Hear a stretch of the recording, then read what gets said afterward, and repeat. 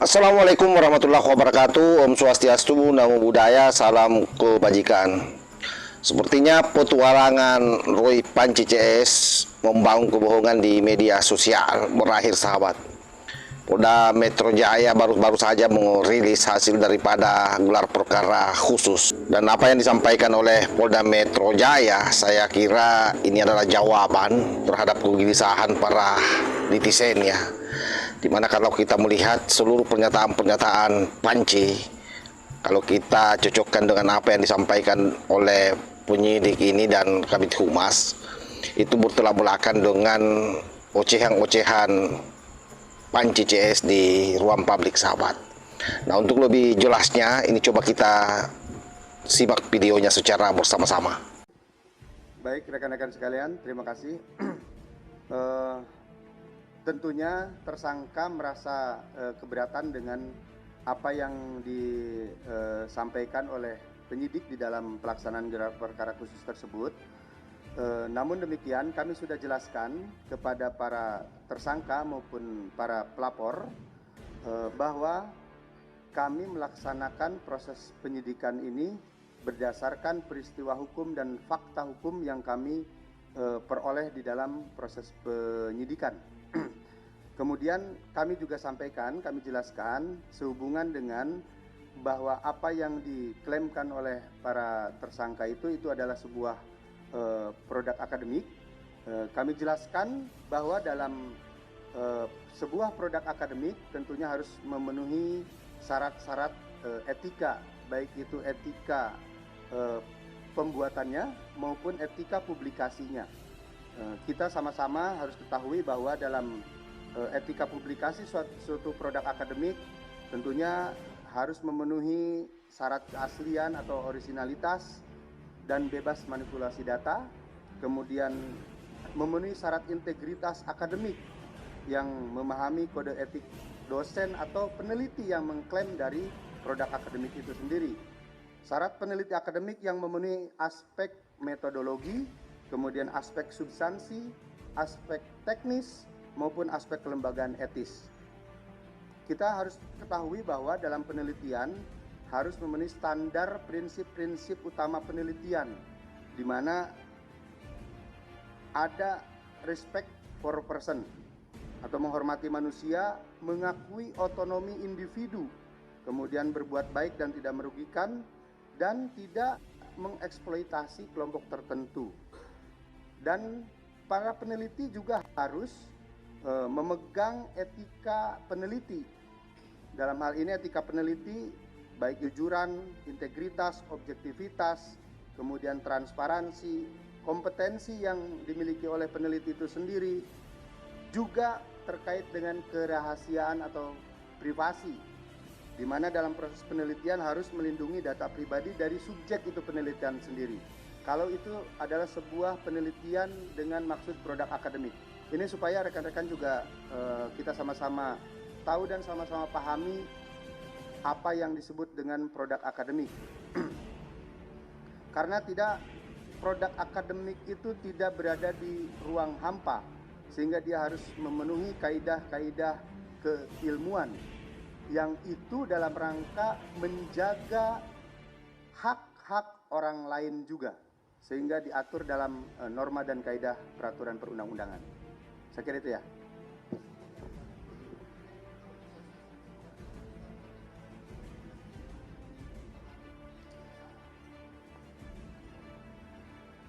Maksudnya gimana?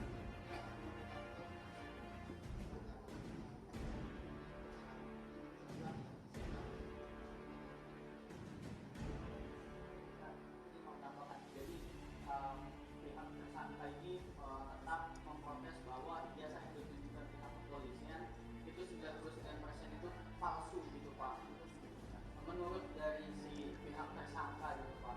Nah mungkin pihak kepolisian bisa menjelaskan kembali bahwa yang itu memang pasti itu dari sisi apa gitu Pak.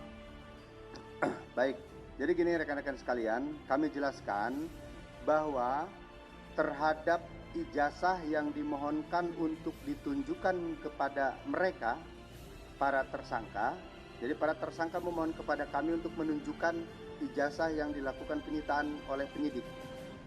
Penyidik sudah menyampaikan dan menunjukkan kepada para tersangka dan forum yang ada di dalam kegiatan gelar perkara khusus tersebut, di mana pelaksanaannya ijazah tersebut sama-sama dibuka dari dari dokumen yang sudah dilakukan penyitaan oleh penyidik tersebut, dan ijazah tersebut adalah ijazah yang kami sita dari pelapor. Kami sudah konfirmasi juga bahwa terhadap ijazah tersebut adalah yang diterbitkan oleh Fakultas Kehutanan UGM. Itu sebagaimana keterangan yang kami peroleh dari hasil penyidikan. Sudah? Jadi kami tekankan kembali, proses ini secara proses yang diperoleh dari proses penyidikan selalu menggunakan keilmuan dan secara saintifik. Kalau tadi disampaikan pada saat gelar perkara khusus sebenarnya sudah tidak ada perdebatan tentang ijazah, tetapi yang keluar ada perdebatan. Nah, itulah gunanya Polda Metro Jaya menyampaikan konferensi pers hari ini untuk memberikan informasi kepada publik hasil dari dan situasi pada saat gelar perkara khusus, termasuk tindak lanjut yang akan dilaksanakan oleh rekan-rekan penyidik. Sebagai penutup, kami menegaskan bahwa Polda Metro Jaya berkomitmen melaksanakan penegakan hukum secara profesional, transparan, dan tidak diskriminatif. Kami ulangi, tidak diskriminatif. Kami mengimbau kepada masyarakat untuk tidak berspekulasi di ruang publik, serta menghormati proses hukum yang sedang berjalan. Rekan-rekan penyidik masih maraton, masih butuh ruang untuk menuntaskan perkara ini. Penegakan hukum ini merupakan bentuk kehadiran negara dalam memberikan perlindungan hukum kepada seluruh warga negara. Demikian konferensi pers ini kami sampaikan. Sekali lagi terima kasih pada rekan-rekan media yang sudah hadir. Terima kasih Bapak Direktur, Wadir, dan Kabak Wasidik yang sudah menyampaikan secara runtun dan komprehensif. Terima kasih. Wabillahi taufik wal hidayah. Wassalamualaikum warahmatullahi wabarakatuh. Makanya saya bilang bahwa petualangan Roy Panci ini berakhir. Sebab apapun yang disampaikan di ruang publik, orang tidak akan percaya lagi kalau sudah menonton video ini ya. Mendengarkan bagaimana pernyataan resmi dari Polda Metro Jaya. Dan itu sejalan dengan apa yang disampaikan oleh kuasa hukum Pak Jokowi sebenarnya. Tetapi saya kira ini jauh lebih independen karena beliau-beliau ini adalah petugas negara yang memang diharapkan mampu memberikan pelayanan hukum terhadap masyarakat yang berkeadilan. Dan hari ini kita tuntut untuk itu, sahabat. Dan ada satu catatan penting buat Polda Metro Jaya agar secepatnya dirampungkan berkasnya dan begitu dia diundang kembali untuk dimintai keterangan terakhir. Saya kira Polda Metro Jaya sebaiknya mengkerangkeng makhluk ini semua. Sebab kalau tidak risikonya terlalu besar, semakin banyak dia menabur fitnah, kebohongan di ruang publik. Dan itu sangat tidak mendidik. Yang kedua, kekhawatiran kita ke depan akan banyak orang yang kemudian menjadi bebal dan secara sengaja melakukan pelanggaran hukum karena menganggap bahwa hukum di Indonesia tidak setegas sebagaimana yang digambarkan di dalam undang-undang kita atau di KUHP. Saya kira demikian. Wallahu muwaffiq ila aqwamit thariq. Wassalamualaikum warahmatullahi wabarakatuh.